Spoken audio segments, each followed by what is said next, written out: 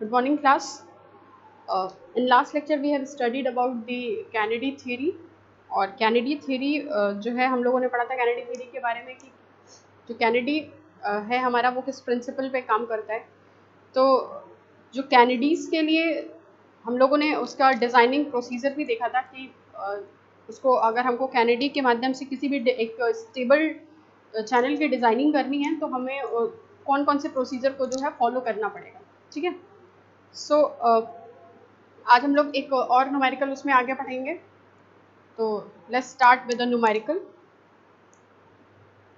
Question है हमारा,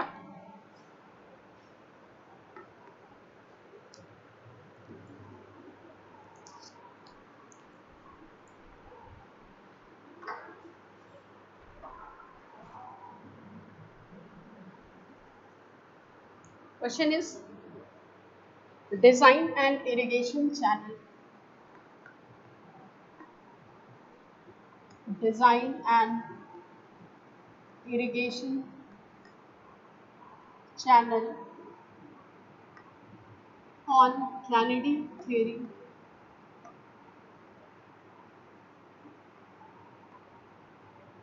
Design and irrigation channel on Kennedy theory to carry or discharge. To carry or discharge of 45 cubic.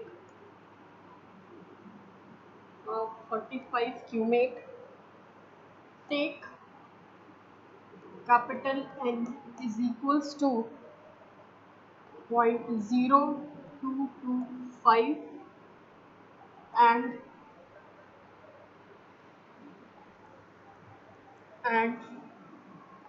small m is equals to 1.05.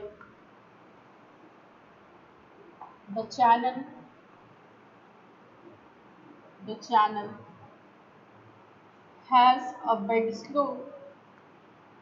The channel has a bed slope of 1 in 5000. Right. सो हम लोगों ने उस दिन Kennedy theory की designing के बारे में पढ़ा था कि अगर हमको कोई भी एक स्टेबल चैनल डिज़ाइन करना है तो हम कैनेडी थ्योरी के माध्यम से उसको कैसे डिज़ाइन करेंगे। तो उसके लिए जो भी हम लोगों ने प्रोसीजर पढ़ा था तो प्रोसीजर में हमारे टोटल 8 स्टेप थे। ठीक है। बट एक बार हम लोग फिर से रिकॉल कर लेते हैं कि कैनेडी थ्योरी जो है, कैनेडी का जो मानना था वो उन्होंने एक पर्टिकुलर कनाल सिस्टम अपर बारी दोआब कनाल के लिए ही जो है डिज़ाइनिंग की थी और उसके लिए उन्होंने क्रिटिकल वेलोसिटी का फॉर्मूला जनरेट किया था सिर्फ और सिर्फ अपर बारी दोआब कनाल के लिए। लेकिन फिर क्या हुआ, उन्होंने एक अपर बारी कनाल सिस्टम के लिए जो भी फॉर्मूला जनरेट किया उसमें उन्होंने एक जनरलाइज्ड फॉर्मूला निकालने के लिए स्मॉल m फैक्टर इंट्रोड्यूस किया। ये स्मॉल m जिसको हम लोग बोलते क्या है, क्रिटिकल वेलोसिटी रेशियो। और ये जो हमारा क्रिटिकल वेलोसिटी रेशियो है, मेन काम जो है हमारा किसी भी स्टेबल चैनल की डिज़ाइनिंग के लिए वो हमारा क्रिटिकल वेलोसिटी ही है। क्योंकि क्रिटिकल वेलोसिटी से हमें क्या करना है, जो हमारी मीन वेलोसिटी है उससे हमें उसको क्या करना होता है, मेंटेन करना होता है। क्योंकि अगर जो हमारी क्रिटिकल वेलोसिटी है अगर वो वेलोसिटी फ्लोइंग वेलोसिटी से ज़्यादा होगी तो ऐसे कंडीशन में स्काउरिंग, और अगर फ्लोइंग वेलोसिटी से कम हो जाती है तो फिर ऐसे कंडीशन में क्या होता है, सिल्टिंग की प्रोसेस होती है। ठीक है। तो हमको जो डिज़ाइनिंग करना है तो डिज़ाइन हम लोग किस बेसिस पे करते हैं, जो हमारा रिज्म कंडीशन होता है उस रिज्म कंडीशन के लिए डिज़ाइन करते हैं, मतलब नाइदर सिल्टिंग नॉर स्काउरिंग। तो ये अगर हमको ये चीज़ को फॉलो करना है कि ना सिल्टिंग की प्रोसेस हो ना ही स्काउरिंग की प्रोसेस हो और जो चैनल है हमारा वो रिज्म कंडीशन को फॉलो करे, तो उसके लिए ज़रूरी है कि हमारा जो क्रिटिकल वेलोसिटी है उससे हम लोग को क्या होना है, क्रिटिकल वेलोसिटी निकालनी पड़ेगी और उसको हम लोग अंत में क्या करते हैं, जो हमारी मीन वेलोसिटी होती है उससे कंपैरिजन करते हैं कि अगर हमारी क्रिटिकल वेलोसिटी मीन वेलोसिटी के बराबर है इसका मतलब है कि जो भी हम लोग डिज़ाइनिंग कर रहे हैं वो हमारा जो डिज़ाइनिंग प्रोसीजर है वो सही है। ठीक है। तो सबसे पहले जो हम लोग स्टेप, जो हमारे ये क्वेश्चन है, क्वेश्चन में हमको बोल रहा है कि कैनेडी थ्योरी के माध्यम से हमको क्या करना है, एक इरिगेशन चैनल को डिज़ाइन करना है जिसमें हमें डिस्चार्ज की वैल्यू दे रखी है, हमें कैपिटल N जो कि हमारा रोगोसिटी कोएफिशिएंट है या फिर इसको कटर्स कोएफिशिएंट भी बोलते हैं, ये हमको क्वेश्चन में दे रखा है। इसके अलावा हमको CVR की वैल्यू दे रखी है जो हमारा क्रिटिकल वेलोसिटी रेशियो है। स्मॉल m, उसकी वैल्यू हमको क्वेश्चन में ऑलरेडी गिवन है 1.05, और उसके अलावा हमको बेड स्लोप दिया हुआ है 1 in 5000 का। ठीक है, तो सबसे पहले हम लोग क्या करते हैं, इसका स्टेप बाय स्टेप सबसे पहले इसको हम लोग सॉल्व करेंगे। तो स्टेप 1 जो है हमारा,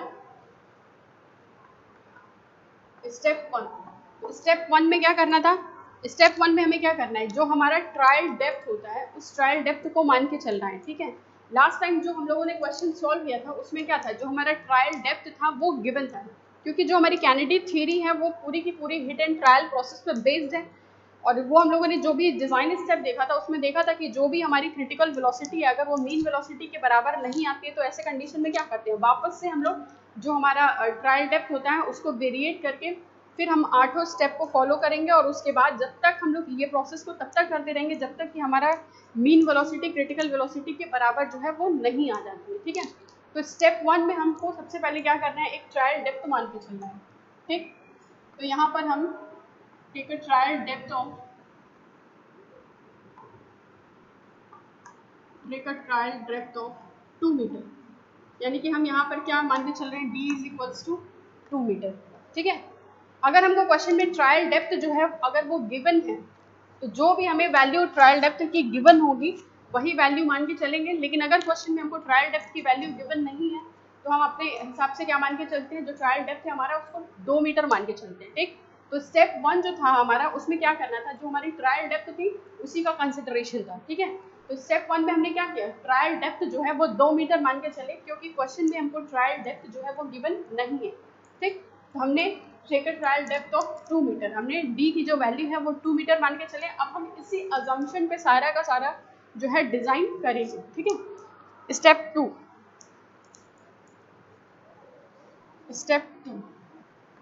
अब स्टेप 2 क्या है हमारा, स्टेप 2 में हमें क्या निकालना था, स्टेप 2 में हमें निकालना था क्रिटिकल वेलोसिटी, क्योंकि जो हमारा कैनेडी थ्योरी है, कैनेडी थ्योरी में क्या करना है, जैसा कि हमने बताया अभी कि क्रिटिकल वेलोसिटी को मीन वेलोसिटी से कंप्यूट करना है, तो हमें मीन वेलोसिटी भी कैलकुलेट करनी पड़ेगी और क्रिटिकल वेलोसिटी भी मेंटेन जो है कैलकुलेट करनी पड़ेगी। तो क्रिटिकल वेलोसिटी को निकालने का जो फॉर्मूला कैनेडी ने दिया था वो फॉर्मूला था हमारा 0.55 small m d to the power 0.64। ठीक है, तो ये जब हम v नॉट की वैल्यू को कैलकुलेट करेंगे तो ये जो है हमारा 0.55 स्मॉल m हमारा क्या है, CVR क्रिटिकल वेलोसिटी रेशियो, और ये जो CVR की वैल्यू है वो हमको ऑलरेडी गिवन है, वो क्या है 1.05, राइट। ये जो हमारा d है वो क्या है, ट्रायल डेप्थ। ठीक है, ये जो d है वो हमारा ट्रायल डेप्थ है, और ये जो हमारे ट्रायल डेप्थ की वैल्यू है वो हमने क्या मान ली है, 2 मीटर, तो 2 रेज़ टू द पावर 0.64। ठीक है, ये जो हमने ट्रायल डेप्थ माना हुआ है वो 2 मीटर माना हुआ है। अगर हमारे पास ट्रायल डेप्थ गिवन होता क्वेश्चन में तो जो भी वैल्यू हमें ट्रायल डेप्थ की दी हुई होती उसी वैल्यू को हम यहाँ पर रखते, लेकिन क्योंकि क्वेश्चन में हमको ट्रायल डेप्थ नहीं दिया हुआ है और स्टेप 1 में हमने ट्रायल डेप्थ अपने हिसाब से क्या मान के चल रहे हैं, 2 मीटर, तो हम लोग क्या करेंगे, यहाँ पे जो डी की वैल्यू है वो हम लोग क्या लेके चलेंगे, 2 मीटर। ठीक है, तो इसको कैलकुलेट करने पे जो हमारी वैल्यू आ रही है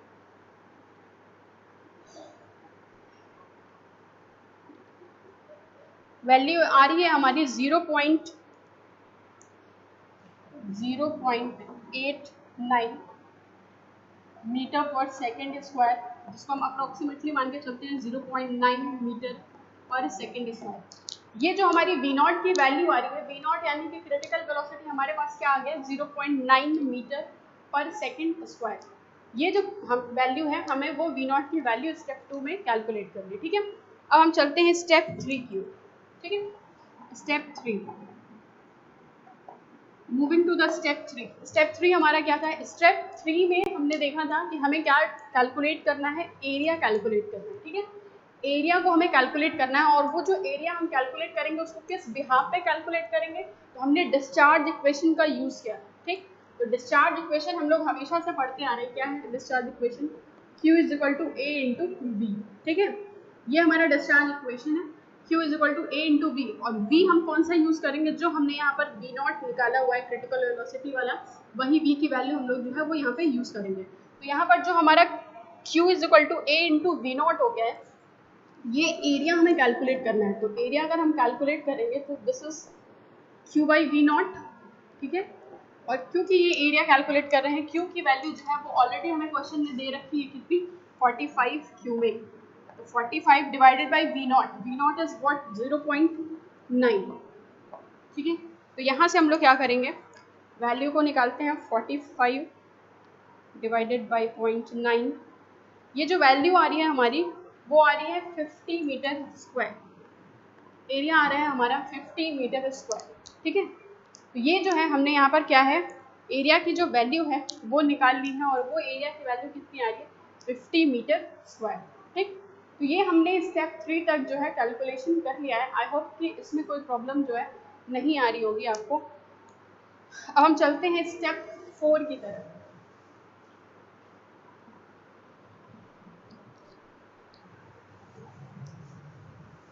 मूविंग टू स्टेप 4। अब देखिए हमने क्योंकि यहाँ पर एरिया निकाल लिया है, लेकिन जब भी हम कनाल की डिज़ाइनिंग करते हैं तो कनाल की डिज़ाइनिंग में क्योंकि हम क्या मान के चलते हैं कि जो हमारा कनाल है, ठीक है, वो कौन से शेप का है, ट्रेपेजॉइड। हम ये मान के चलते हैं कि जो हमारा कनाल है, क्योंकि मेन जो हमारा इकोनॉमिकल सेक्शन होता है, वो जो हमारा मोस्ट इकोनॉमिकल सेक्शन है वो हमारा ट्रेपेजॉइड है, ठीक है। और ये जो है मान लीजिए कि जो भी कनाल सेक्शन है ये हमारा उसका वाटर लेवल और है। इस कनाल की विड्थ हमने b मान ली है, और इस कनाल की डेप्थ हमने क्या मानी थी, d, ठीक है। जो कनाल है हमारा ट्रेपेजॉइडल सेक्शन का है, क्योंकि ट्रेपेजॉइड सेक्शन जो होता है वो हमारा मोस्ट इकोनॉमिकल सेक्शन है, बनाने में कम कॉस्ट भी आती है और डिस्चार्ज के पॉइंट ऑफ व्यू से भी सबसे अच्छा होता है। तो हमने क्या किया है, इसको ट्रेपेजॉइड शेप का माना है, ठीक। इस ट्रेपेजॉइड की जो हमने विड्थ ली हुई है वो विड्थ है हमारी b, और इसकी जो डेप्थ है d है। जब भी हम लोग कनाल की डिज़ाइनिंग करते हैं तो हमको एक चीज़ ध्यान रखनी है कि डिज़ाइनिंग में जो भी हम 8 स्टेप को फॉलो कर रहे हैं उसमें वेलोसिटी को तो हमें मेंटेन करना ही है, क्योंकि हम ये चाहते हैं कि जो हमारा चैनल है वो चैनल हमारा बिल्कुल स्टेबल हो, ऐसा ना हो उसमें कि कभी डिस्चार्ज में वेरिएशन आए, ठीक है।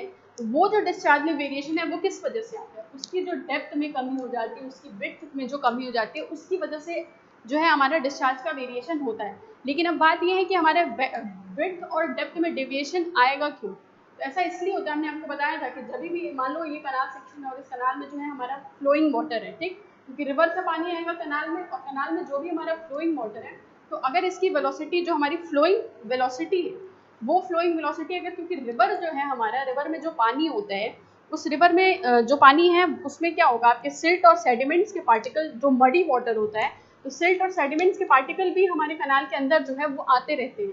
तो हम अल्टीमेटली चाहते क्या है कि जो भी सिल्ट और सेडिमेंट्स के पार्टिकल हमारे कनाल के सेक्शन के अंदर आ रहे हैं वो जिस तरीके से आ रहे हैं सस्पेंशन के फॉर्म में वो आते हैं, और हम चाहते हैं कि बिल्कुल उसी तरीके से सस्पेंडेड फॉर्म में ही वो बाहर भी चला जाए, वो डिस्चार्ज भी हो जाए एग्रीकल्चरल लैंड में। हम किसी भी कंडीशन में ये नहीं चाहते हैं कि हमारा जो भी सिल्ट और सेडिमेंट का पार्टिकल है वो इसके बेड्स पे जो है वो जमा हो जाए, ठीक।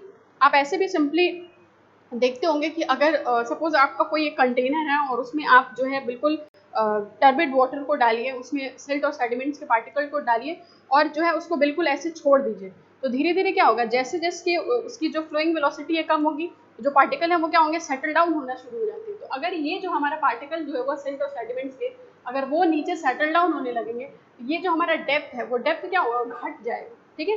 ये डेप्थ जो है वो वेरिएट हो जाएगा।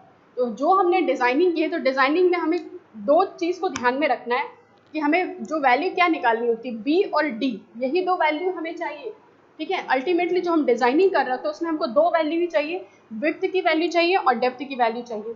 लेकिन इन दोनों की वैल्यूज़ के लिए ही हम लोग क्या करते हैं, क्योंकि इन दोनों में कोई वेरिएशन ना हो, अगर वेरिएशन, अगर डेप्थ जो है हमारा कम हो गया, सपोज अगर ये हमारा डी है और डी से कम हो के ये कुछ स्मॉल डी हो गया सपोज, तो ऐसे में क्या होगा, जो हमारी इसकी स्टोरेज कैपेसिटी होगी वो घट जाएगी, क्योंकि ये डेप्थ पहले इतना था अभी वो इतना हो गया, क्योंकि नीचे जो है वो सिल्ट और सेडिमेंट के पार्टिकल अगर जमा हो जाएंगे तो फिर ये क्या होगा, इसके डेप्थ में वेरिएशन आने लगेगा, ठीक है। तो वो जो डेप्थ का वेरिएशन है हमारा, उसको कम करने के लिए हम लोग क्या करते हैं, इस रिजन कंडीशन को फॉलो करते हैं, ठीक है। तो अभी हमें क्या करना है, स्टेप 4 में हमें क्या करनी है, बी की और डी की वैल्यू निकालनी है, ठीक। क्योंकि हम लोगों ने जो डी की वैल्यू है वो ऑलरेडी जो है हमने जो डी की वैल्यू है वो एज्यूम कर लिया है ट्रायल डेप्थ का, तो अभी हम क्या करेंगे, इसकी बी की वैल्यू को निकालेंगे, ठीक। तो ये बी की वैल्यू को निकालने के लिए सबसे पहले हम लोग एरिया इक्वेशन का यूज़ करेंगे, जो हमारा ट्रेपेजॉइड सेक्शन होगा उसके एरिया का इक्वेशन का यूज़ करेंगे। तो उसका एरिया जो है हमारा इफेक्टिवली निकल जाए, उसके लिए हम लोग क्या कर रहे हैं, इसको हमने एक जो ट्रेपेजॉइड सेक्शन है उसको एक रेक्टेंगल और दो ट्रायंगल के फॉर्म में डिवाइड कर दें, ताकि जो हमारा इसका एरिया है वो इजीली जो है हमारा निकल जाए। ठीक है, तो अगर ये हमारा इसका एक रेक्टेंगल बन गया और ये हमारे दो जो है वो ट्रायंगल आ गए, तो अगर ये हमारा रेक्टेंगल है और इसकी विड्थ जो है वो बी है, तो इसकी जो विड्थ होगी, ये जो टॉप सेक्शन होगा, ये भी क्या हो जाएगा, स्मॉल बी। ठीक, क्योंकि हमें क्वेश्चन में साइड स्लोप जो है वो दिया नहीं है, तो अगर हमें साइड स्लोप गिवन नहीं होगा तो हम इसकी क्या वैल्यू मान के चलते हैं, 1/2 हॉरिजॉन्टल इज टू 1 वर्टिकल। ठीक है, 1/2 हॉरिजॉन्टल इज टू 1 वर्टिकल हम मान के चलेंगे। तो ये जो अगर साइड स्लोप है ये 1/2 है और ये 1 है हॉरिजॉन्टल, हॉरिजॉन्टल 1/2 इन वर्टिकल जो है वो हमारा 1 है। ठीक है, तो अगर ये जो हमारा डेप्थ d है, तो यहाँ से यहाँ तक ये भी क्या होगा, d होगा, ये भी क्या हो जाएगा, d हो जाएगा। ठीक, तो अगर ये हमारी वर्टिकल डिस्टेंस जो है वो क्या है, d है, यानी कि ये जो वर्टिकल है वो क्या है, 1 है, तो उसके कंपैरिजन में जो हमारा हॉरिजॉन्टल है वो क्या है, हाफ है। तो अगर ये हमारा d है तो ये जो होगा वो क्या हो जाएगा, d/2। ठीक, इसी तरीके से अगर ये हमारा वर्टिकल कंपोनेंट 1 है, उसके कंपैरिजन में हॉरिजॉन्टल जो है वो क्या है, हाफ है, तो ये हमारा वर्टिकल कंपोनेंट d है, तो उसके रिस्पेक्ट में जो ये हमारा हॉरिजॉन्टल होगा वो क्या हो जाएगा, d/2। ठीक है, तो स्टेप 3 में हम लोगों ने क्या किया था, एरिया की वैल्यू को कैलकुलेट किया हुआ है। तो अभी क्या है कि स्टेप 4, जब स्टेप 4 हम लोग कैलकुलेट करेंगे, स्टेप 4 में जो हमारा एरिया का इक्वेशन होता है ट्रापेजॉइड सेक्शन का, तो ट्रापेजॉइड का एरिया क्या होता है, area of trapezoid is 1/2 into sum of two parallel sides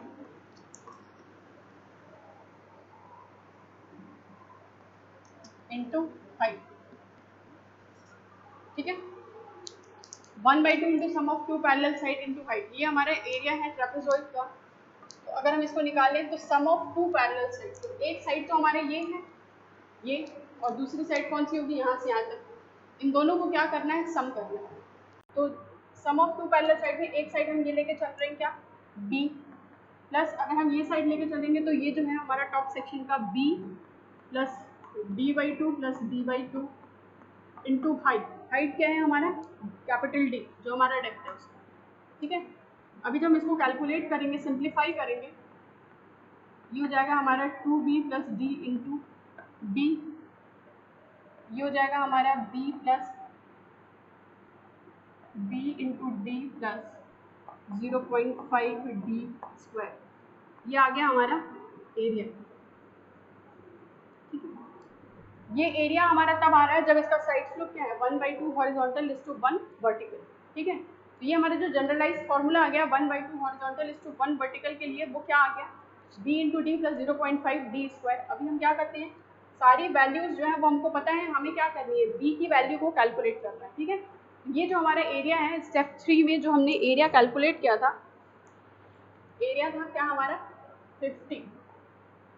ठीक, b की वैल्यू निकालनी है, जो कैपिटल D है, वो कैपिटल D जो है हमारा ट्रायल डेप्थ है, और वो जो ट्रायल डेप्थ है हमने क्या मान के चले हैं, 2। ठीक, प्लस 0.5 इंटू 2 का स्क्वायर, यहाँ से हम क्या करेंगे, b की वैल्यू को जो है कैलकुलेट करेंगे।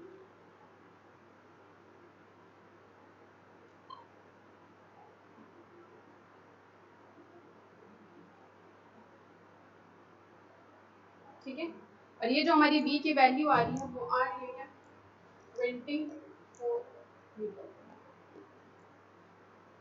ठीक, b की जो वैल्यू है हमारी इस इक्वेशन से क्या आ जाएगी, 24।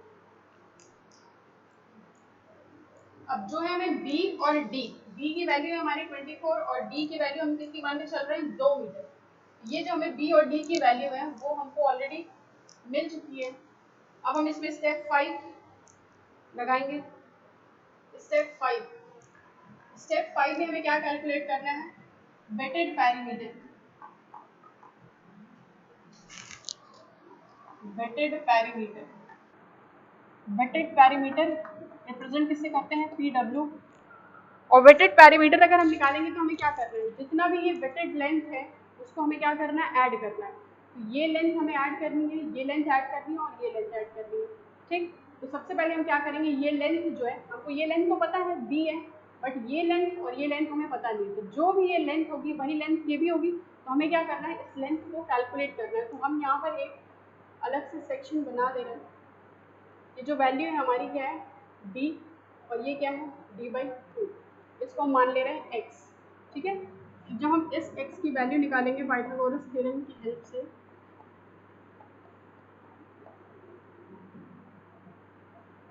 ठीक है, तो ये वैल्यू आ जाएगी हमारी,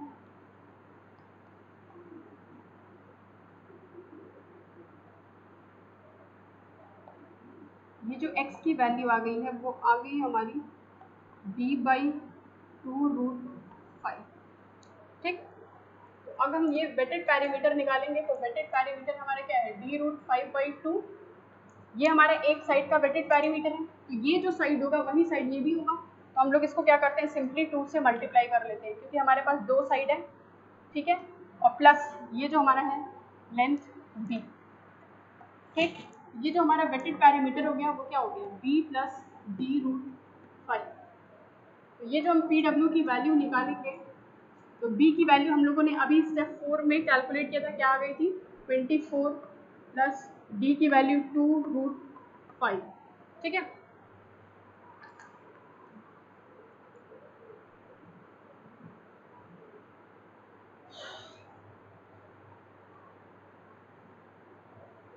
step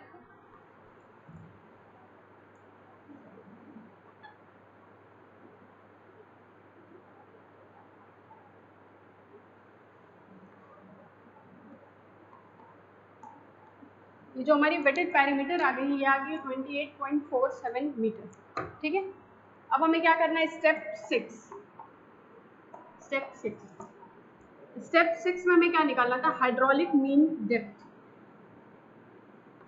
right, so hydraulic mean depth, इसको कैसे रिप्रेजेंट करते थे, कैपिटल आर।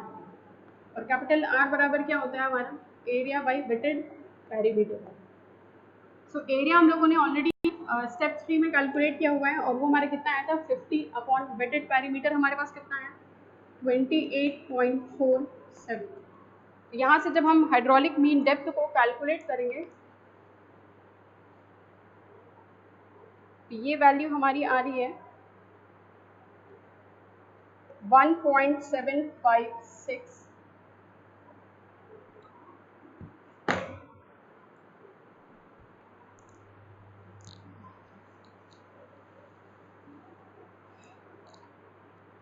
स्टेप 6 में हमने क्या किया, हाइड्रोलिक मीन डेप्थ निकाला r, और ये जो वैल्यू हमारी area bye wetted parameter, area और वेटेड पैरामीटर की वैल्यू हमें पता है, जो हमें हाइड्रोलिक मीन डेप्थ की वैल्यू आ गई वो क्या आ गई, 1.756 मीटर।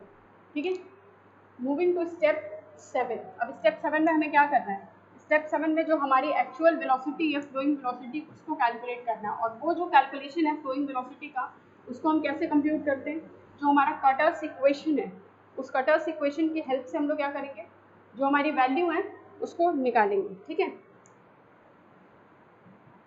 तो स्टेप 7,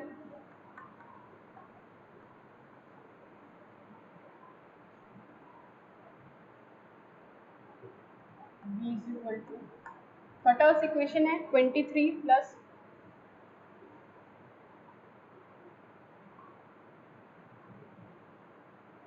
1/n।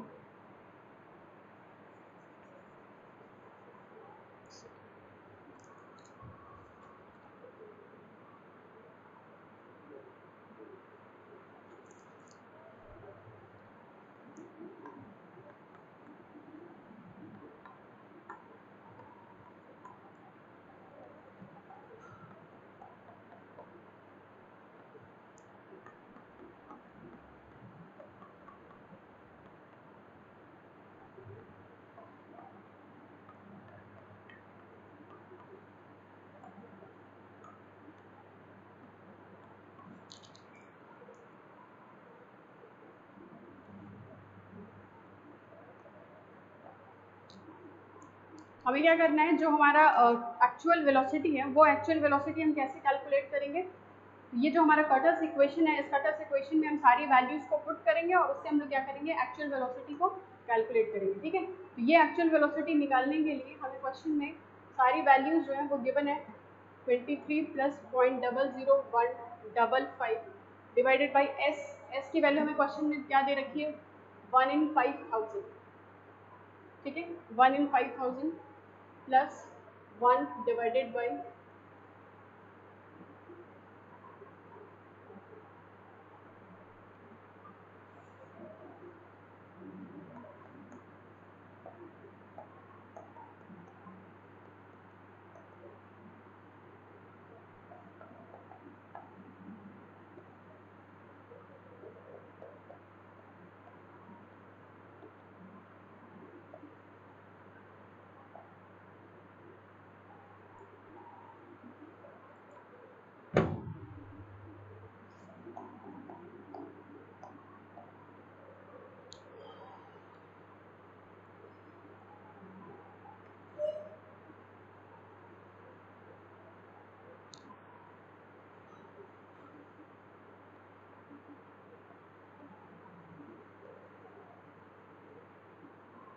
ये जो हमारी एक्चुअल वेलोसिटी है, इस एक्चुअल वेलोसिटी को कंप्यूट करने के लिए हमने जो भी वैल्यूज़ हमें क्वेश्चन में गिवन है और जो वैल्यूज़ हमने निकाल रखी थी, जैसे आज जो है हमारा हाइड्रोलिक मीन डेप्थ वो 1.756 वो वैल्यू हमने निकाल रखी है स्टेप 6 में, और जो हमारी एस की वैल्यू है बेड स्लोप वो हमको क्वेश्चन में ऑलरेडी गिवन है 1 in 5000।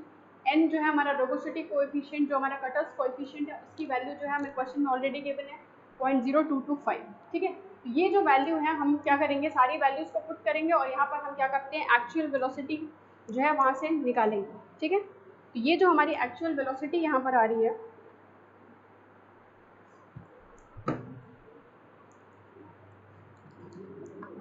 एक्चुअल वेलोसिटी हमारी कैलकुलेट करने पे आ रही है 0.926 मीटर पर सेकेंड स्क्वायर। ठीक है,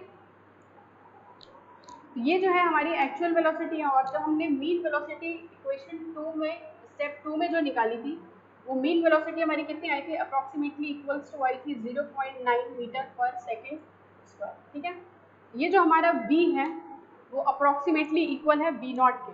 ठीक, क्योंकि ये दोनों जो वैल्यूज़ हैं हमारी अप्रॉक्सीमेटली इक्वल हैं, तो इसका मतलब ये है कि जो हमारा फ्लोइंग वेलोसिटी है वो क्रिटिकल वेलोसिटी के बराबर है। ठीक है, और क्योंकि ये दोनों वैल्यूज़ जो हैं वो एक दूसरे के नियरली इक्वल है, तो हम क्या करेंगे कि हमारा जो डिज़ाइन प्रोसीजर है उसको हम क्या मान के चलते हैं, ओके। मतलब अगर हमारा फ्लोइंग वेलोसिटी जो है वो क्रिटिकल वेलोसिटी के बराबर या नियरली इक्वल आ रहा है, तो फिर ऐसे कंडीशन में हम क्या करके चलते हैं, ऐसे कंडीशन में हम ये मान के चलते हैं कि जो भी हमारा डिज़ाइन प्रोसीजर है उसमें हमारा ना ही सिल्टिंग की प्रोसेस होगी ना ही स्काउरिंग की प्रोसेस होगी। ठीक, और वो सिल्टिंग और स्काउरिंग की प्रोसेस अगर हमारी जो है नहीं होती है, इसका मतलब है कि जो हमारा चैनल है वो किस कंडीशन को फॉलो कर रहा है, वो रिज्म कंडीशन को फॉलो कर रहा है। ठीक, तो हम यहाँ पर अपने डिज़ाइन प्रोसीजर को स्टॉप कर देते हैं। बट अगर हम एग्जैक्ट वैल्यू के लिए, जैसे ये हमारा 0.926 है और ये जो वैल्यू आ रही है हमारी एक्चुअल वो 0.9 मीटर पर सेकेंड आ रही है, तो अगर हमारी जो वैल्यूज़ हैं वो डायरेक्टली, अगर मान लीजिए कि थोड़ा वेरिएशन ऑन आता, तो हम वापस से क्या करते, वापस से हम स्टेप 1 की ओर मूव करते। ठीक, और स्टेप 1 में हमने क्या निकाल रखा था, स्टेप 1 में हमने ऑलरेडी जो डेप्थ की ट्रायल डेप्थ जो है हमारा, उसको हम 2 मीटर जो मान के चले थे, वापस से हम क्या करते जो हमारा ट्रायल डेप्थ है उसमें थोड़ी सी वैल्यू को वेरिएट करते। जैसे हमने 2 मीटर मान के चला था, तो अभी हम क्या करते हैं, उसको वापस से 2.02 मीटर या 2.0, क्योंकि थोड़ा वेरिएशन है तो उस थोड़े वेरिएशन के लिए 2.02 मीटर मान के चलते हैं। ठीक है, 2.2 मीटर मान के चलते हैं, और डी की जो वैल्यू है हम 2.2 रख के वापस से क्या करेंगे, सारे जो स्टेप हैं, step D is equal to trial depth हमने 2.2 मीटर माना, फिर उसके बाद से क्रिटिकल वेलोसिटी कंप्यूट करेंगे, फिर एरिया निकालेंगे स्टेप 3 से, फिर वापस से हम लोग स्टेप 4 में जैसे बी की वैल्यू कैलकुलेट किए वापस से वैसे करते, सारे प्रोसीजर को हमें क्या करना होता है, फॉलो करना होता है। ठीक, तो हम वो जो वैल्यू है ट्रायल डेप्थ की वो D is equal to 2.2 metre पे देखते हैं, और फिर वापस से जब हम स्टेप 7 कंप्लीट करते तो हम देखते कि जो हमारी वेलोसिटी है, क्रिटिकल वेलोसिटी और फ्लोइंग वेलोसिटी, वो एक दूसरे के कितने बराबर आ रही है। ठीक है, वो एक दूसरे के अगर इक्वल हो जाती तो इसका मतलब है कि हमारा जो डिज़ाइन प्रोसीजर है वो ओके है। तो हमें ये प्रोसीजर कब तक फॉलो करना है, हमें ये प्रोसीजर तब तक फॉलो करेंगे कि हम रिपीट तब तक करते रहेंगे जब तक कि हमारी v की जो वैल्यू है v नॉट के बराबर जो है वो नहीं आ जाती है, ठीक है, तब तक हम फॉलो करेंगे, ठीक, क्योंकि रिजम कंडीशन के लिए ज़रूरी है कि v बराबर v नॉट रहे, ठीक है। This is all about this lecture. कल हम लोग इसी पर बेस्ड एक और काइंड ऑफ न्यूमेरिकल जो है वो देखेंगे। आई होप कि ये जो है आप लोगों को समझ आया होगा। Thank you so much.